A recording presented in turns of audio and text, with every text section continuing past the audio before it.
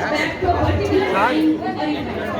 After lifetime of experience from each other's defense to fighting with each other on who gets to sit under the fan, I don't know where to start.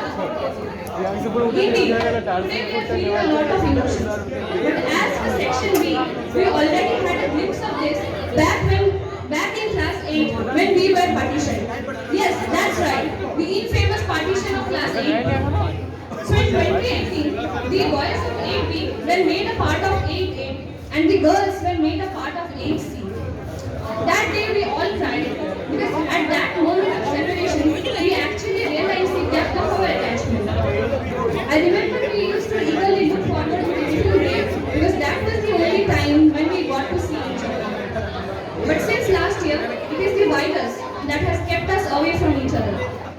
The last time when we all met was on 18 March 2020 at the ground of St. Xavier's High School, the day our boards ended. That day we all were looking forward to the last 2 years of our school life. But apparently the universe had other plans. And now we are here together, perhaps for the very last time.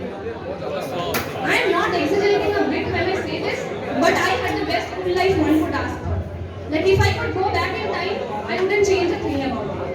We missed the last 2 years of our school life, but I don't have any regrets. Because we already made so many memories, committed so many mischiefs by the time we were in class 10.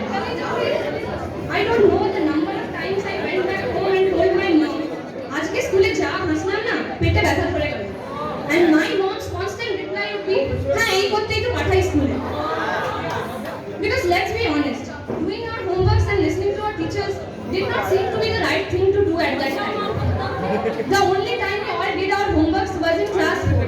Because Subrata sir promised us that if everyone finished their Bengali homeworks, he would narrate us a story from Sunday Suspense. No wonder all this monkey business had its consequences. So talking about punishments, we had a fair share of that too. Back then, in the morning assembly, an announcement was made wherein the most indisciplined class was given the tag of worst class. And I'm not very proud to say this, but yes, my section, Section B, grabbed that tag almost every time. And the number of times our whole class got punishment in the corridor is directly proportional to the number of times Dikshika got 100 in maths. Teachers would randomly come into our class every now and then and say, "Section C ko dekha?" And then there was zonals. The time when we used to be in the playground and play for 8 hours straight in the scorching sunlight, even on Sundays. Yes, these are the same students who did not have the energy to even raise their hands during attendance. Mohan and I almost decided that we will take handball as our career, but okay, that never happened. In our time, the formula to win zonal was very easy. Send Ishanandi and gold is guaranteed. Words can never do justice to how much you guys mean to me, so I won't even try. Without you guys, I wouldn't have stories to tell to my children.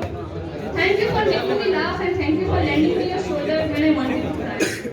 Thank you to the ones who have seen me change and grow through all these years and still decided to stay with me. And I'm sure distance will have nothing on us. Another vivid memory that I have takes me back to class 8 again. So in class 8, some of us had the opportunity to visit an old age home. As the students were distributing the packets to the people there was this old lady who held my hand and said nothing. But the silence told away a lot of things. It made me ask my 14-year-old self, what's the point of all this education if I can't use it to do something for these people? It made me realize how lucky we are to have a roof on the top of our heads and to have a family to fall back on. Thanks to our teachers for giving us these out-of-syllabus lessons. These will always be inked in our hearts. So to my teachers, whether you have taught me in class 3 or class 12, all of you are united on one common ground. Each one of you had only one complaint against me. This girl has a lot of potential, except the fact that she talks way too much. And I'm sure for the last 5 minutes you guys have been thinking the same. But I can't deny the fact that you teachers have molded me into the person that I am today.